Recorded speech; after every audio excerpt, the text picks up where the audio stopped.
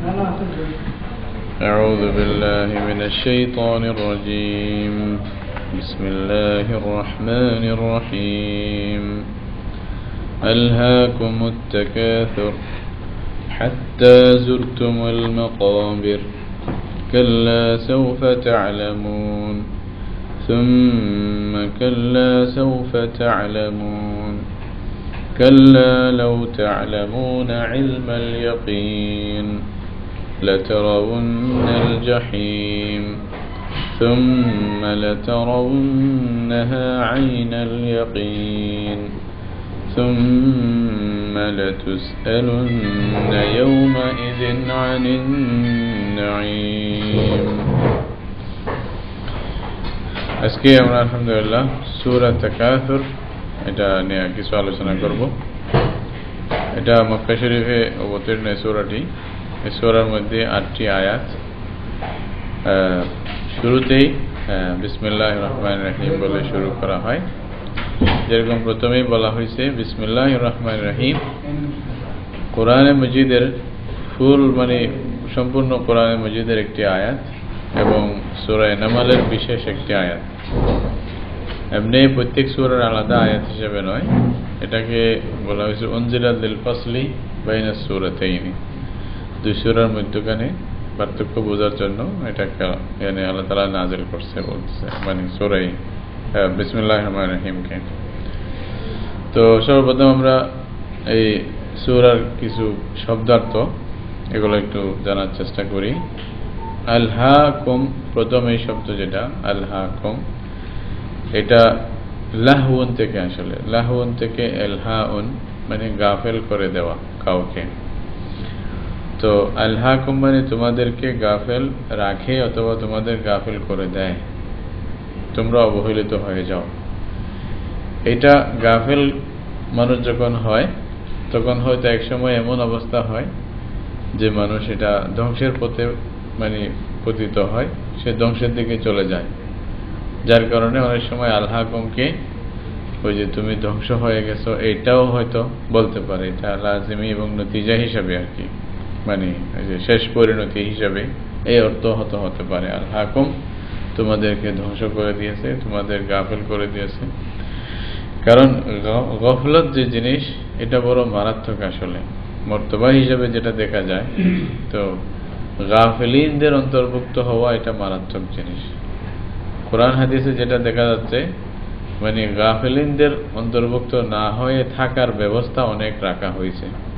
হাদিসের মধ্যে রাসূলুল্লাহ সাল্লাল্লাহু আলাইহি ওয়াসাল্লাম বলতেছেন যে যে ব্যক্তি 100 আয়াত রাত্রে পড়বে, 100 আয়াত দিয়া নামাজ পড়বে, অথবা কোন কোন হাদিসে 1000-এর কথা আছে, 10 আয়াতের কথা আছে, 100 আয়াতের কথা আছে, আল্লাহ তাআলা তাকে গাফিলিনদের থেকে দূরে রাখবে, যেটা গাফিলিনদের অন্তর্ভুক্ত হবে না। এভাবে আরেকটি জায়গায় যেখানে আপনারা হয়তো কোরআনের আয়াত সূরা আরাফের মধ্যে ওই ওয়ালাকাদ দারা'না লিজাহান্নামা কাসীরাম মিনাল জিন্নি ওয়াল ইনস, এখানে বলা লাহুম কুলুবুন লা ইয়াফকাহুনা বিহা, অন্তর আছে অথচ বুঝে না। ওয়ালাহুম আ'য়ুনুন লা ইউবসিরুনা বিহা, তাদের চোখ আছে অথচ দেখে না। ওয়ালাহুম আযানুন লা ইয়াসমাউনা বিহা, তাদের কান আছে অথচ শুনে না। তো কিরকম? উলাইকা কাল আনআম, আল্লাহ বলছে বাল হুম আদাল, এটা বলার শেষে পরিণতি হিসেবে উলাইকা হুমুল গাফিলুন। তাহলে গফলতের মর্তবা বড় মারাত্মক। এই জন্য গাফিলদের অন্তর্ভুক্ত না হওয়া এটা বড় একটা জিনিস। আগের জমানায় আলেমরা হয়তো এই শব্দ দিয়ে কিতাবও লিখছেন। আল্লামা আবুল্লাহ ইসলাম আল কান্দি রহমতুল্লাহ আলাই একটি কিতাব লিখছেন তামবিহুল গাফিলিন, যারা গাফেল তাদেরকে একটু সতর্ক করা, ওই জন্য গফলতে থাকবে না। তো কোরআনে অনেক জায়গায় এরকমও আছে, তোমরা কি আল্লাহকে গাফেল মনে করছো? আল্লাহ সতর্ক না, আল্লাহ তাআলা পুরা জানে তোমরা কি করছো, একে বেখবর না। তো গফলত শব্দটার অনেক ব্যাপক অর্থ থাকতে পারে এবং এইখানে আলহাকুম যেটা, এটা যেন শেষ পর্যন্ত গাফিলতি এমন যেন না হয় যে মানুষকে ধ্বংসের পথে নিয়ে যায়, এরকম যেন গাফিলতি না হয়ে যায়। আল্লাহর ওয়ালারা যারা, এদের ফিকির হলো কি মানে এক লম্হাও আল্লাহর ইয়াদ থেকে গাফেল যেন না হয়। সেই জন্য ফার্সিতে একটা কথা আছে, এক শশমে জদান গাফেল আজা শাহ নবাসী। এক শশমে জদান মানে একটা, এই যে চোখের পলক মারলাম, এতটুকু অবস্থায় যেন আল্লাহর জিকির থেকে, আল্লাহর ইয়াদ থেকে যেন আমরা গাফেল না, বেখবর না হয়ে যাই, আমাদের মধ্যে সেরকম গফলত যেন না আসে। আসলে কি হবে? শায়দ কে নেগাহে কুনত, হয়তো আল্লাহ দৃষ্টি দেবেন আগাহ নবাস, তুমি গাফেল, তোমার খবর নেই, এরকম হতে পারে, তুমি মাহরুম হয়ে যাবে, এটা আর কি। বারহাল এই মানে আল্লাহকুম যেটা শব্দ, এটা মানে তোমাদেরকে গাফেল করে দিয়েছে। আত-তাকাসুর, আত-তাকাসুর শব্দটার কাসরাতুন থেকে, এটা হলো প্রাচুর্য। প্রাচুর্য মানে বেশি তালাশ। হ্যাঁ, তো উর্দুতে হয়তো বলবে কাসরত কি তালাশ, মানে বেশির, আমরা যত বেশি তালাশ করতেছি, আরো বেশি চাই, আরো বেশি চাই, এটাই আমাদেরকে একেবারে গাফেল করে দিয়েছে। মানে দিন থেকে, ইমান থেকে, আল্লাহর কথা থেকে, আল্লাহর জিকির থেকে গাফেল করে। এটা এমন একটা বাস্তবতা যেটা পরে পরে বলবো ইনশাআল্লাহ, যেটা সবাই আমরা স্বীকার করতে হবে। হাত্তা শব্দ অর্থ হলো এমন কি, জুরতুম, যারা ইয়াজুরু, এখানে জিয়ারত শব্দ আর কি, ওটা মজদার, ওইখান থেকে আসে। জুরতুম মানে তোমরা মানে পরিদর্শন করো, মানে দেখা, সাক্ষাৎ করা, এইসব কিছুকে বলে। তো এমনকি আরবিতে ওয়াসালতুম আর কি, হাত্তা জুরতুমুল মাকাবির, এমনকি হইতে হইতে তোমরা কবরের জিয়ারত করো, মানে অর্থাৎ এখানে জিয়ারত করবে মানে কি, কবরে চলে যাবে, কবরস্থানে তুমি পৌঁছে যাবে। এমন মানে গফলত, বেশির তালাশ তোমাকে গাফেল করে দিয়েছে। এমন অবস্থা, যাইতে যাইতে তুমি কবর পর্যন্ত পৌঁছে গেছো, এখনো ওই তালাশ থেকে ফিরে আসতে পারো নাই, কবরে চলে গেছো। অনেক আশা ভরসা রয়ে গেছে মনের মধ্যে, আরেকটা বিল্ডিং করতাম, আরেকটা এই করতাম, এগুলা আল্লাহকুমুত তাকাসুর হাত্তা জুরতুমুল মাকাবির। তো এইটা একজন মুসলমানের, একজন আল্লাহর বান্দার এটা গুণ হতে পারে না, ওনার নিয়ম হতে পারে না, ওনার মানে অবস্থা এটা হতে পারে না, এটা না হওয়া উচিত। এই জন্য বলছে কাল্লা, কখনো না, এটা না হওয়া দরকার। ও কখনো না, কাল্লা মানে মোটেও না, কখনো না, এটা একটু তাকিদের জন্য। সাউফা মানে সত্তর, অতি সত্তর। তা'লামুনা মানে তোমরা জানতে পারবে। ইলম বলে যে পুরোপুরিভাবে জ্ঞান যখন হয়ে যায় মানুষের, যেখানে সন্দেহ থাকে না, ওইটাকে ইলম বলে আসলে। আর যদি সন্দেহ থাকে তাহলে ইলম বলা হয় না, ওনাকে আর কিছু বলবে।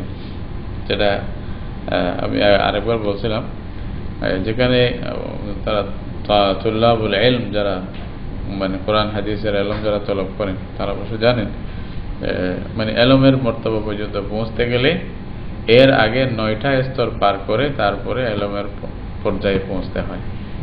মানে ওয়াহাম, জন, শক, এটা এটা একটা একটা একটা একটা পার করার পরে ইলম পর্যন্ত পৌঁছতে অত সহজ না আর কি। এই জন্য ইলম শব্দ যেটা কোরআনে ব্যবহার করা হয়েছে, এটা অতি গুরুত্বপূর্ণ শব্দ এবং এটার অর্থ খুব বেশি, মানে অনেক বড় একটা অর্থ আছে ইলম শব্দের অর্থ, তাই না? হ্যাঁ, তো এই জন্য বলা হয়েছে তা'লামুনা। একজনের দিকে চলে আসে। তো ইলম যেটা, এটা তোমাদের মানে পুরোপুরি ইয়াকিন হয়ে যাবে, তোমাদের পুরোপুরি জানা হয়ে যাবে, তোমরা জানতে পারবে, এখানে কোনো সন্দেহ থাকবে না। সুম্মা, সুম্মা যে শব্দ, সুম্মা শব্দ মানে অতঃপর, হ্যাঁ, তারপরে আর কি। আচ্ছা, কাল্লা সাউফা যেটা আছে এটা তো আপনারা জানতেছেন, এই অর্থে কাল্লা সাউফা তা'লামুন, সেম অর্থ। কাল্লা লও, যেটা লও অর্থ হলো যদি, লও কোরআনের মধ্যে যেখানে আসছে মানে যদি, এই অর্থ বোঝানোর জন্য এই লও শব্দটা ব্যবহার করা হয়। কিন্তু অনেক সময় মানে এই যদি শব্দটা মানুষ ব্যবহার করে নিজের আকীদাগত দুর্বলতার কারণে, হয়তো অনেক সময় লও শব্দটা ব্যবহার করে। এইভাবে লও শব্দটা ব্যবহার করা মানে আর কি, যদি আকীদাগত দুর্বলতা। এটা বলছে যে মানে হাদিসের মধ্যে আছে যে লও বলিও না, লও তোমাকে অনেক দিকে দূরে সরাই নেবে, হ্যাঁ, দিন থেকে দূরে সরাই নেবে। কিরকম? মানে শয়তান, ফাইন্না লাউ তাফতাহু বাবা শয়তান, শয়তানের দরজা খুলে দেবে। কেমনে? যদি এরকম হতো তাইলে এরকম হতো। আমরা অনেক সময় বলি যদি এটা না হতো তাহলে এরকমই হতো। কে বলছে আপনাকে এরকম হতো? এটা আমরা এই যদি যদি আমাদেরকে অনেক দূরে নিয়ে যায়, তো এই জন্য রাসূলুল্লাহ সাল্লাল্লাহু আলাইহি ওয়াসাল্লাম লৌটো বলতে নিষেধ করছে। পাক্কা ইমানদার যা হয়েছে হয়েছে, বাস, এখানে লৌটো বলার দরকার নাই, আগার মগার দরকার নাই। এটাই হবে কি, শয়তানের দরজা খুলে দেবে আপনাকে। আপনার মনের ভিতরে ওয়াসওয়াসা, বিভিন্ন রকমের ধোঁকা, এগুলা শয়তানে ঢুকাইতে পারে। এগুলা থেকে বাঁচার জন্য লা তারাউন্না আরবি শব্দ যেটা মানে অবশ্যই দেখবে, রুয়াতুন থেকে অবশ্যই তোমরা দেখবে, ওটা তাকিদ হিসেবে দুইটা তাকিদ এখানে একসাথে আছে। আল জাহিম, এটা হলো জাহান্নাম, জাহিম বলা হয় জাহান্নামকে। তারপরে এখানে আরেকটা শব্দ লা তুসআলুন্না, অবশ্যই অবশ্যই তোমাদেরকে প্রশ্ন করা হবে। এই যে সোয়াল যেটা বলা হচ্ছে আয়াত, এই সূরার মধ্যে, এই সোয়ালটা কি সম্পর্কে? নিয়ামত সম্পর্কে। আল্লাহ অবশ্যই প্রশ্ন করবেন। এখানে প্রশ্ন কে করবে? আল্লাহ তাআলা করবেন। আল্লাহ কোরআনে অনেক জায়গায় বিভিন্ন জিনিস সম্পর্কে সওয়ালের কথা আসছে। অর্থাৎ এক জায়গায় আসছে কি তোমাদেরকেও প্রশ্ন করা হবে, মানে এবং যাদেরকে পাঠানো হয়েছে তাদেরকেও জিজ্ঞাসা করা হবে, যাদের কাছে পাঠানো হয়েছে তাদেরকেও জিজ্ঞাসা করা হবে। রসুলকেও জিজ্ঞাসা করবেন, এবং যাদের কাছে আল্লাহ রসুল পাঠাইছেন আমাদেরকেও জিজ্ঞাসা করবেন আমরা রসুলকে মানছি কিনা। রসুলকে আল্লাহ জিজ্ঞাসা করবেন রসুল ঠিক মতো পৌঁছাইছে কিনা, এটাও সওয়াল হবে। এখানে আমাদেরকে নিয়ামত সম্পর্কে আল্লাহ তাআলা সওয়াল করবে, হ্যাঁ। এবং এক জায়গায় কোরআনের অনেক জায়গায় আছে ওয়াউফু বিল আহদ ইন্নাল আহদা কানা মাসউলা। আল্লাহ বলছে যে ওই যে ওয়াদা যে করো, তোমরা চুক্তি করো পরস্পরের মধ্যে, এটা সম্পর্কে তোমাদেরকে জিজ্ঞাসা করা হবে, তোমরা জিজ্ঞাসিত হবে আল্লাহর কাছে, কি তুমি ইয়া করছো। আর হাদিসের মধ্যে আপনারা পড়ছেন, রাসূলুল্লাহ সাল্লাল্লাহু আলাইহি ওয়াসাল্লাম বলতেছেন কুল্লুকুম রাঈন ওয়া কুল্লুকুম মাসউল আন রাইয়াতিহি, তোমরা প্রত্যেকেই মানে একটা দায়িত্বশীল, তোমাদের প্রত্যেকের নিজের দায়িত্ব সম্পর্কে তোমাদেরকে আল্লাহর কাছে তোমাদের মানে জিজ্ঞাসিত হবে, তোমরা এটার উত্তর দিতে হবে। আসলে এই সমস্ত যখন এই শব্দের অর্থ বা কোরআনের যে বাস্তবতা, যে মানে বাস্তব বিষয় সম্পর্কে আমাদেরকে বলছেন, এগুলো চিন্তা করলে তো কি বলে যে লোম খাড়া হয়ে যায়, মানে ভয়ে কি বলবো, তাই না? আর এমনিও তো হাদিসের মধ্যে আছে যে যতক্ষণ 5টি প্রশ্ন সম্পর্কে উত্তর দিবে না ততক্ষণ পা আগে বাড়াইতে পারবে না। 5টি বিষয় আল্লাহ তাআলা প্রত্যেক বান্দাকে কিয়ামতের দিন সওয়াল করবে, যে আগে উত্তর দাও। কি? আন উমরিহি, নিজের জীবন সম্পর্কে এবং যৌবন সম্পর্কে, তাই না? ওয়া শাবাবি ফিমা আবলাহ, তারপরে মাল সম্পর্কে 2টা প্রশ্ন, ইলম সম্পর্কে 2টা প্রশ্ন, জীবন সম্পর্কে প্রশ্ন। এই যে মানে এই প্রশ্নগুলো আল্লাহ তাআলা করবেন। এই প্রশ্নের উত্তর যতক্ষণ দিতে পারবো না ততক্ষণ সামনে যাওয়া যাবে না, কদম মারার কোনো মানে সুযোগ থাকবে না, এরকম শক্তি থাকবে না, ওখানেই মানে অপেক্ষা করতে হবে। তো এই সওয়াল যেটা, এটা নিয়ামত সম্পর্কে আল্লাহ তাআলা সওয়াল করবেন। তো এইখানে সওয়ালের যদি এতটুকু একটা ওয়াদা, এটাও যদি আল্লাহ সওয়াল করে, তাহলে আমাদের কি আর কিছু কি বাকি থাকবে যে নিয়ামত? এখানে তো আরো লা তুসআলুন্না ইয়াওমাইযিন মানে সেই দিন, আন মানে সম্পর্কে, নাঈম নিয়ামত সমূহ, আপনাকে যে নিয়ামত আল্লাহ দিয়েছেন সব নিয়ামত সম্পর্কে আল্লাহ তাআলা আপনাকে সওয়াল করবে। যাক, মানে শব্দগুলো সাথে সাথে কিছু একটু সংক্ষিপ্ত ব্যাখ্যাও বললাম, শব্দ সম্পর্কে আমরা জানলাম। এটার অর্থ হলো আল্লাহ তাআলা বলতেছেন আলহাকুমুত তাকাসুর, প্রাচুর্যের লালসা তোমাদেরকে গাফেল রাখে বা গাফেল করে দিয়েছে। হাত্তা যুরতুমুল মাকাবির, এমনকি তোমরা কবরস্থানে পৌঁছে যাবে বা পৌঁছে গেছো, মানে ততক্ষণ পর্যন্ত তোমরা গাফেল হয়ে আসো। কাল্লা, এটা কখনো উচিত নয়। যেটা বলছিলাম, এভাবে গাফেল থাকা, প্রাচুর্যের তালাশে নিমগ্ন হয়ে থাকা, এটা লালসার মধ্যে পড়ে থাকা, এটা উচিত নয়। তোমরা সত্যই জেনে নেবে, এটা অবশ্যই জানতে পারবে, তোমাদের বেশিক্ষণ সময় লাগবে না। অতঃপর এটা কখনো উচিত নয়। আবার কেন বললেন? তাকিদ করে, এটা বোঝানোর জন্য যেটা গুরুত্ব কতটুকু, তোমরা সত্যই জেনে নেবে। সুম্মা কাল্লা সাউফা তা'লামুন। সেম কথাটা আল্লাহ তাআলা আবার পুনরায় বললেন। এটা কেন? যেন আমাদের গুরুত্বটা বাড়ে এই ব্যাপারে। এটা কখনো উচিত নয়, কখনো উচিত নয়। আল্লাহ তাআলা আবার বলতেছেন, কখনোই নয় যদি তোমরা নিশ্চিত জানতে। কাল্লা আবার 3 বার কাল্লা লাউ তা'লামুনা ইলমাল ইয়াকিন। যেভাবে মানুষের ইয়াকিন হয় সেভাবে তোমরা যদি জানতা তাহলে অবশ্যই তোমরা এগুলোর পিছনে পড়ে বসে থাকতা না। যেভাবে ঝগড়া করতেছো একটি জমিনের টুকরার জন্য, এই অপরকে মারার জন্য লেগে আছে, 1 ঘন্টা 2 ঘন্টার ঝগড়া কতই না হচ্ছে। তাহলে যদি ইয়াকিনে জানতে তাহলে এগুলোর পিছনে এরকম মারামারি করতে না, এগুলোর জন্য মরিয়া হয়ে উঠতে না। তোমরা অবশ্যই জাহান্নাম দেখবে, একদিন আসবে লা তারাউন্নাল জাহিম সুম্মা লা তারাউন্নাহা আইনাল ইয়াকিন।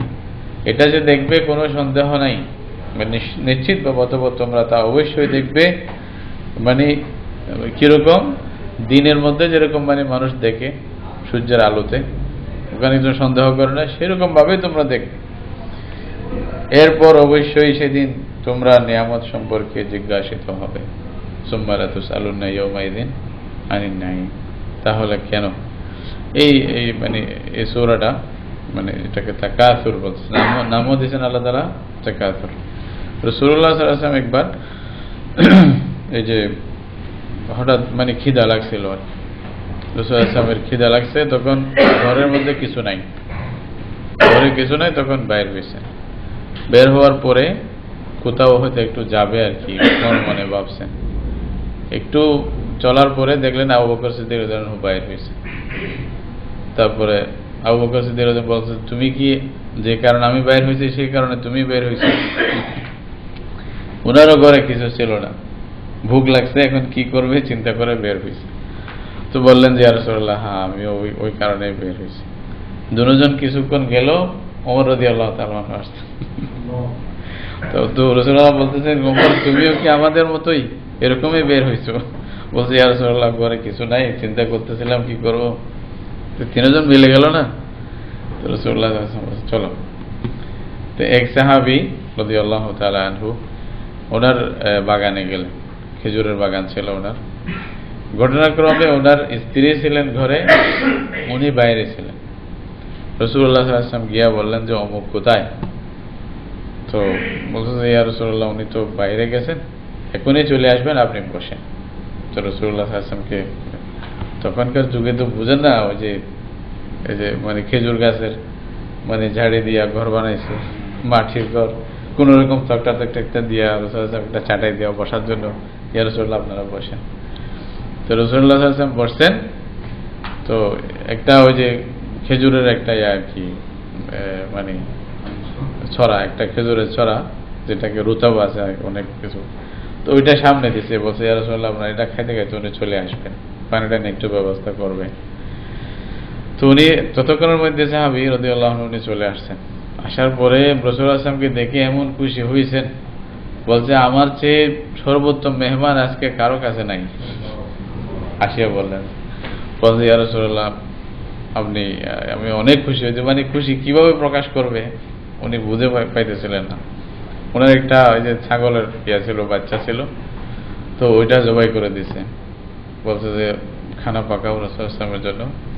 তো ওইটা খানা টানা তৈরি করছে হযরত আবু বকর সিদ্দিক রাদিয়াল্লাহু আনহু, হযরত ওমর রাদিয়াল্লাহু তাআলা আনহু, রাসূলুল্লাহ সাল্লাল্লাহু আলাইহি ওয়াসাল্লাম 3 জন বলে উনি সহ খানা খেলেন। খানা খাওয়ার পরে তারপরে আরো যা কিছু প্রাসঙ্গিক ফল ফ্রুট যা ছিল দিছে আর কি, খেজুর টেজুর ইত্যাদি সব দিছে। একেবারে ভালো খাওয়ার পরে যখন শেষ করছে রাসূলুল্লাহ সাল্লাল্লাহু আলাইহি ওয়াসাল্লাম, তো সবাই একেবারে তৃপ্তির সাথে খাইছেন। তারপরে রাসূলুল্লাহ সাল্লাল্লাহু আলাইহি ওয়াসাল্লাম বলছে যে আবু বকর, ওমর, জানো লা তুসআলুনা ইয়াওমাইযিন আনিন নাঈম, এই নিয়ামত সম্পর্কে আল্লাহ কিয়ামতের দিন জিজ্ঞাসা করবে। যা খাইছি, তখন খাওয়ার চেয়েও তো ওই চিন্তাটা মারাত্মক বেশি না? কি খাইলাম এগুলা সম্পর্কে আল্লাহ জিজ্ঞাসা করবে। ইয়া রাসূলুল্লাহ, এগুলা আমাদের জিজ্ঞাসা করবে? হ্যাঁ, এগুলোও জিজ্ঞাসা করবে। তাহলে আমাদেরকে প্রত্যেকটা জিনিস খুব মাফিয়া চলা দরকার। এই এই সূরাতে আল্লাহ তাআলা যে বিষয়টা প্রথমেই বললেন যে আসলে আমরা নিয়ামত বেশি পাওয়ার তালাশে আছি সবসময় সবাই, এটা একেবারে ছোট থেকে বড়, বিশেষ করে এই জমানায় রাসূলুল্লাহ সাল্লাল্লাহু আলাইহি ওয়াসাল্লাম যেরকম বলছেন, শেষ জমানায় আমার ভয় হচ্ছে আমার উম্মতের জন্য সম্পদের দরজা খুলে দেওয়া হবে, দুনিয়ার দরজা খুলে দেবে। তারপর হবে কি, দুনিয়া যদি খুলে যায় তাদের সামনে, দুনিয়াকে পাওয়ার জন্য পরস্পর তারা মারামারি করবে, প্রতিযোগিতা করবে, কে কার চেয়ে বেশি দুনিয়া কামাইতে পারে, সম্পদ অর্জন করতে পারে, তাই না? আমরা এখনো দেখেন যারা 100 দিনার বেতন পাই, চিন্তা হলো 200 দিনার কেমনে হবে, 200 দিনার পাইলে বড় হচ্ছে 300 দিনার, 400 দিনার, 1000 দিনার কেমনে হবে, এটাই চিন্তা। একটা ঘর কোন রকম বানাইতে পারলে আরেকটা ঘর কেমনে বানাবো, মানে এটা একটা সীমা নাই যে এই সীমার মধ্যে আমি শেষ, এরপরে আমি আর আগে বাড়বো না, এরকম নাই। খুব কম আছে কিছু মানুষ, হ্যাঁ, যারা টাকা পয়সা পেয়েও আল্লাহ রাস্তায় দিচ্ছেন, যাদেরকে হয়তো ছোট বয়সে আমিও কিছু মানুষকে জানি, সুবহানাল্লাহ, কোটি কোটি টাকার মালিক, একটা ঘর বানায় না এখনো, এরকমও কিছু লোক আছে। অথচ উনি চাইলে মিনিটের মধ্যে ঘর বানাইতে পারে, আল্লাহ তাআলা পয়সা দিয়েছে, এরকম নিজে ভাড়া ঘরে থাকে।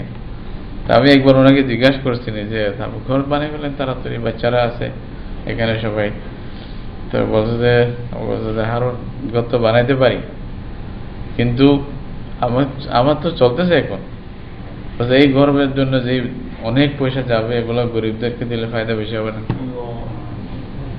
সুবহানাল্লাহ।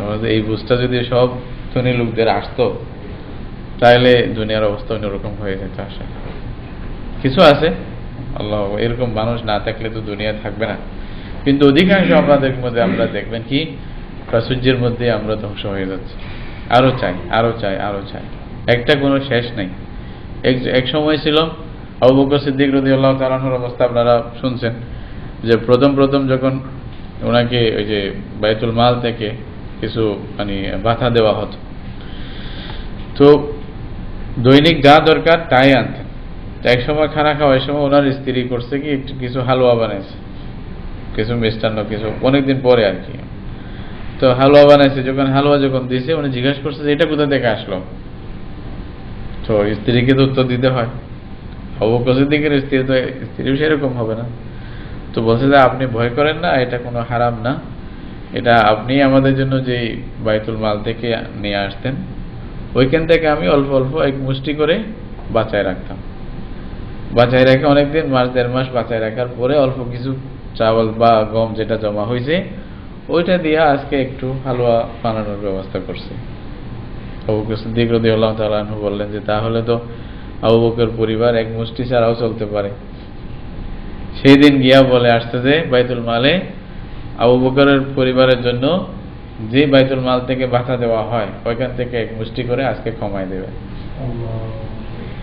এই ছিল তাদের অবস্থা। বরঞ্চ আমরা যে ওয়াকিয়া শুনছি আর কি, শোনানো আসলে আমরা তো এগুলা মানুষ নিজেও না, বা কম মানুষ দেখছি এমনি, আল্লাহ তাআলা অনেক মানুষকে দেখাইছেন। তো এমনও মানে আলেমদের মধ্যে এত বুজুর্গ ব্যক্তিরা ছিলেন, মাদ্রাসা থেকে পয়সা দিত, যে মানে মনে করেন চাকরি করতেছে, 100 টাকা 200 টাকা, এক জমানায় যখন এটার মানে মূল্য ছিল আর কি। তো উনি যখন দেখছে যে এটা হয়ে ওনার কিছু মানে বাকি থাকে আর কি, অনেক মানে বাঁচিয়া যায়, তো উনি পরের মাসে মাদ্রাসায় গিয়ে বলছে যে আমাকে আগামী মাস থেকে এত দিবে, একটু কম দিবে, এটা আমার এতগুলি লাগতেছে না। সুবহানাল্লাহ, এরকম মানুষ কোথায় পাওয়া যাবে? এরা আসলে ইয়াকিন, পুরা ইয়াকিন ছিল যে দুনিয়ার জন্য না, আমরা দুনিয়াটা কোনো রকম জীবনটা মানে চলে গেলে তো হলো আমার, তাই না? রাসূলুল্লাহ সাল্লাল্লাহু আলাইহি ওয়াসাল্লাম এই জন্য হযরত ওমর রাদিয়াল্লাহু তাআলা আনহু যখন বললেন যে ইয়া রাসূলুল্লাহ, এই যে আপনি কি আল্লাহর হাবিব নয়?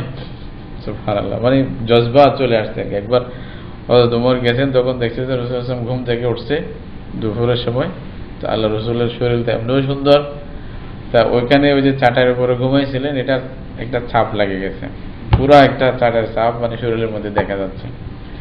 তো বলছে যে এই কিসরা কাইসার এই সমস্ত এরা কত মানে সুন্দর সুন্দর বিছানার মধ্যে বিলাসিতা করতেছে, মানে চলতেছে, মানে থাকতেছে, আপনার জন্যই তো আল্লাহ তাআলা এসব কিছু করছেন, তো আপনাকে আল্লাহ তাআলা এত মর্যাদা দান করছেন, তো ইয়া রাসূলুল্লাহ, আমরা আপনার জন্য একটা গালিচা বানাই দিয়ে আপনি অর্ডার দেন। তখন রাসূলুল্লাহ সাল্লাল্লাহু আলাইহি ওয়াসাল্লাম কি বলতেন? বলছে, ওমর মালি ওয়ালিদ দুনিয়া, দুনিয়ার সাথে আমার কি? ওমর তুমি কি মনে করছো দুনিয়া?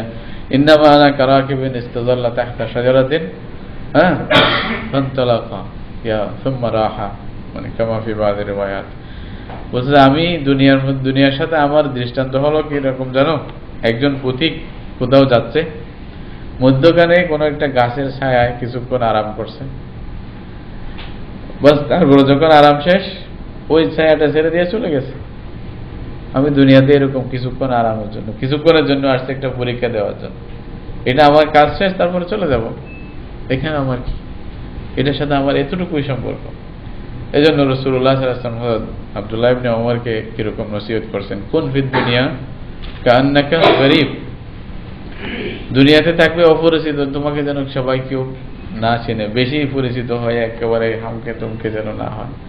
আও আবিরু সাবিল, এরকম যেন তুমি যেন একজন পথিক, একজন পথিক যেভাবে দুনিয়াতে চলে সেভাবেই তোমরা চলো। আসলে আল্লাহর বান্দারা দেখছি এভাবে, না ঘর বাড়ির চিন্তা ছিল না ইয়ার ছিল। আমি জানি বাবুনগর মাদ্রাসার যিনি প্রতিষ্ঠাতা আল্লামা বাবুনগরী রহমতুল্লাহ আলাই, হারুন বাবুনগরী রহমতুল্লাহ আলাই, উনার মধ্যে আমরা খুব কাছে থেকেই দেখছি উনি ঘর বাড়ি করার খুব বিরোধী ছিলেন নিজের জন্য আর কি। চাইলে মানুষেরা তো এমনি বানাই দিত, এত বড় আল্লাহর ওলি বুজুর্গ ব্যক্তি ছিলেন।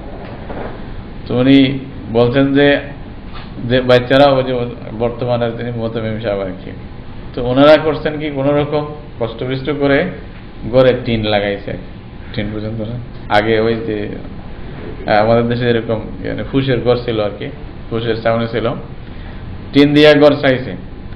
তো যত যেই দিন থেকে টিন লাগাইছে উনি বলছে যে এই ঘরে আর আমি আর আসবো না, মৃত্যুর আগ পর্যন্ত উনি সেই ঘরে এক রাতও থাকেন না। আশ্চর্য বিষয়, এটা আমাদের চোখের সামনে যেটা দেখছি, যেরকম বলছেন মাদ্রাসায় থাকতেন, বাস আসি মাদ্রাসায় থাকতেন ওখানে যেন মুসাফির, কুন ফিদ দুনিয়া কান্নাকা গরীবুন আও আবিরু সাবিল। এটাই আসলে দুনিয়ার বাস্তবতা। যদিও বা আমরা এটাই এর জন্য বলছে কাল্লা লাউ তা'লামুনা ইলমাল ইয়াকিন, যদি তোমরা পুরোপুরি জানতে তাহলে তোমাদের অবস্থা অন্যরকম হতো। আসলেও যারা জানতে পারছে বা বুঝতে পারছে তাদের অবস্থা অন্যরকম। আমি দুইটা ঘটনা বলছি বুঝার জন্য। আসলে হযরত গঙ্গুহি রহমতুল্লাহ আলাইহি ছিলেন, ওনাকে কিছু লোকেরা চাইছিল পয়সা দিবে, কিছু স্বর্ণ মুদ্রা দিবে 3-4টা, নিয়ে আসছে। হযরতকে বলছে যে হযরত এটা হাদিয়া, বলছে যে আমি নেব না, এটা আমার দরকার নাই, তোমরা অন্য কাউকে দাও। তো করছে কি ওনার কোন রকম জেবের ভিতরে ঢুকাই দিছে, বলছে যে ঢুকাই দিয়ে আমরা চলে যাই। তো পরে জেবের ভিতরে যখন ঢুকাইছে উনি যখন দেখছে, তো জেব থেকে নিয়ে উনি ফেলে দিচ্ছে, বলছে এগুলো কাউকে দিয়ে দেবো, যাও নিয়ে যাও, এগুলো খবরদার আমাকে দেওয়ার চেষ্টা করিও না। তো ওনারা করছে কি একবার উনি যেই জুতা ব্যবহার করতেন না, মসজিদ থেকে মানে বের হবে, ওনার জুতার ভিতরে রেখে দিছে, তো দেখা যায় এখন কোনো নেই কিনা। 2-3 বার তো নেই নাই। তুমি বাইরে হওয়ার সময় যখন জুতা একটু ভারী, বলছে জুতার ভিতরে কি, তো পা দিয়ে এইভাবে ওটাই জুতার থেকে বের করে ফেলে দিছে। তারপরে অন্য কেউ নিয়ে, মানে দুনিয়া কত পিছনে গেছে, এরা দুনিয়ার অনেক আগে। এটাই ইকবাল একটা কথা বলছিল আল্লামা ইকবাল, मोमिन की ये पहचान कि गुम उसमें है आफाक, काफिर की ये पहचान के आफाक में गुम है। কত সুন্দর একটা কথা বলছে, কাফেরের পরিচয় হলো কি এই দুনিয়ার সীমার ভিতরেই সে মগ্ন, ঘর বাড়ি এই সেই পদ, তারপরে দুনিয়ার এগুলা নিয়ে খালি চিন্তা, এগুলাই আর কোনো চিন্তাই নেই। মোমেন কি এ পেহচান কি গুম উসমে হে আফাক, মোমেনের পরিচয় হলো কি দুনিয়ার এক ডাং উপরে থাকে, সে সব দুনিয়া মিলে তাকে তার কাছে যাইতে পারে না, তার পরওয়াজ দুনিয়ার অনেক উপরে, মানে এরপরে গিয়া সে চিন্তা করে, দুনিয়ার কোনো চিন্তাই করে না।